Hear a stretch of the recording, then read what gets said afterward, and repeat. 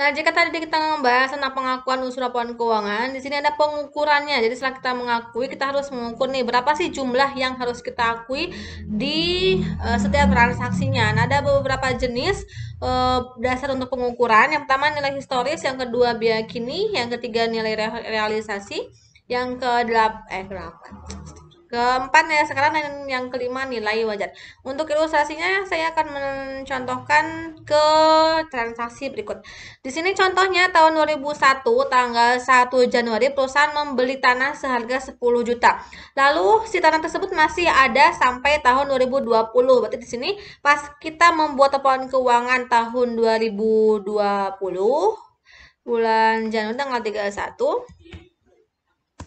kita menyajikan di laporan posisi keuangannya cingkela 3 Desember salah 31 Desember di laporan posisi keuangannya ada tanah seharga 10 juta.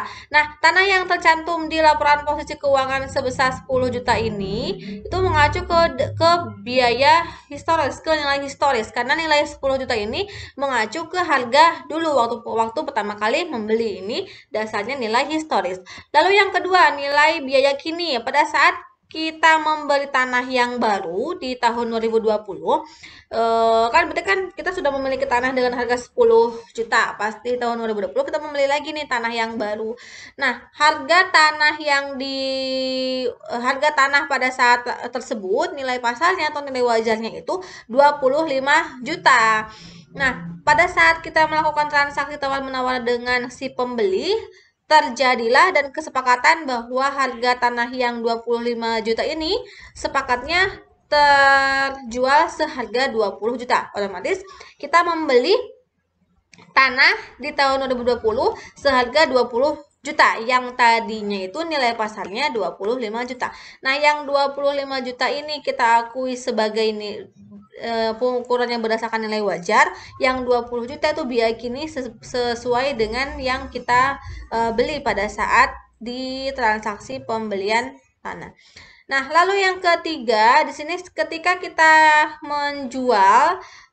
berencana menjual tanah di tahun 2020 ke 22, dikarenakan tahun 2022 ini kita membutuhkan dana lebih nih, sehingga salah satu solusinya bisa menjual tanah yang kita punya. Akhirnya kita jual nih tanah yang kita miliki tahun 2001.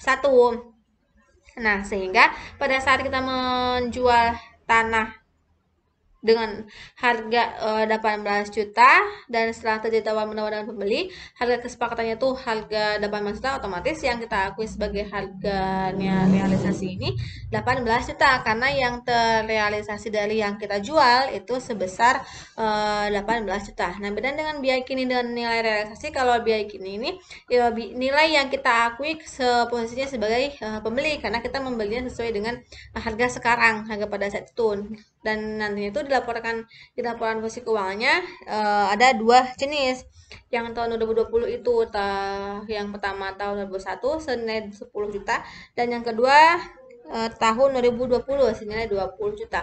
Nah, lalu ketika kita menjual dengan harga kesepakatan 18 juta, maka pada saat tersebut nilai penyelesaian dari transaksi penjualan tanah yang 2021 ini terjual sebesar 18 juta. Nah, ini disebutnya dengan nilai realisasi. Nah, lalu yang terakhir ada nilai sekarang.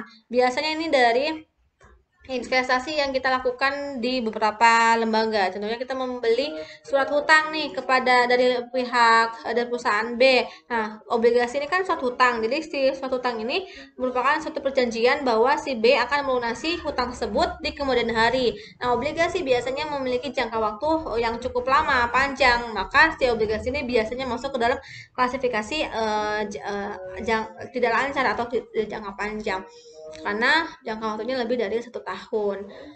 Nah, terus nilai yang tercantum di surat hutang itu kan sudah tertera jumlahnya, contohnya 18 juta.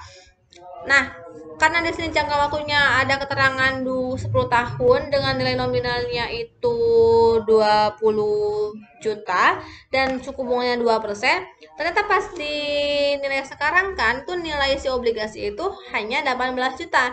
Kenapa kita harus mengukur present value atau nilai sekarang dari obligasi? Karena ketika kita membeli surat hutang, otomatis si yang berhutang atau pihak B akan melunasi hutang dia ke kita sejumlah nilai yang tertera di obligasi.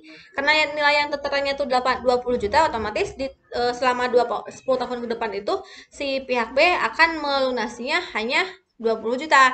Nah, karena si uang itu memiliki pengaruh dari adanya perubahan nilai waktu dari uang, otomatis kita harus mengukur nih berapa nih sih nilai sekarang dari 20 juta, karena kan semakin sana nilai uang semakin tinggi, sehingga nilai tanah yang 20 juta 10 tahun nanti itu belum tentu 20 juta, sehingga harus dinilai sekarangkan. Nah, nilai sekarang itu ternyata 18 juta, maka pada saat kita membeli obligasi, nilai present value dari obligasinya seharga 18 juta.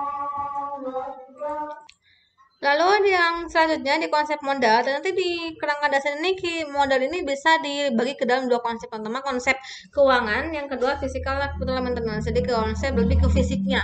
Perbedaannya apa sih? Kalau sepertinya konsep keuangan, kita bisa melihat dari modal yang dimiliki oleh perusahaan itu berupa nilai uangnya saja. Jadi semakin besar nilai uang yang yang dimiliki oleh perusahaan modalnya, berarti semakin bagus. Berarti menandakan bahwa perusahaan bisa memelihara uang tersebut dengan baik. Tetapi kalau sepertinya pendekatannya itu ke dalam konsep physical capital maintenance, si modal yang dimiliki oleh perusahaan tidak hanya dilihat dari jumlah uang, karena modal yang aset yang dimiliki oleh perusahaan itu kan tidak hanya dalam bentuk uang. Contohnya kalau sepertinya perusahaannya itu bergerak di bidang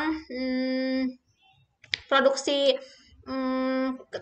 teh celup, berarti kan selain dia memiliki uang tersebut, kalau ingin produksi barang itu kan tidak memerlukan banyaknya jumlah uang, tapi banyaknya peralatan yang bisa memproduksi si teh celupnya. Sehingga dilihat dari segi kapasitas fisiknya, ketika perusahaan membeli peralatan, membeli mesin, membeli plastik, atau membeli kertas untuk wadah si tehnya, itu kan si uang yang meskipun uangnya itu menjadi lebih kecil, tetapi bentuk fisiknya menjadi lebih produktif, itu menandakan bahwa si perusahaan mampu mengelola aset yang dititipkan dari si pemilik modal dengan adanya si bentuk peralatan secara fisik kayak gitu.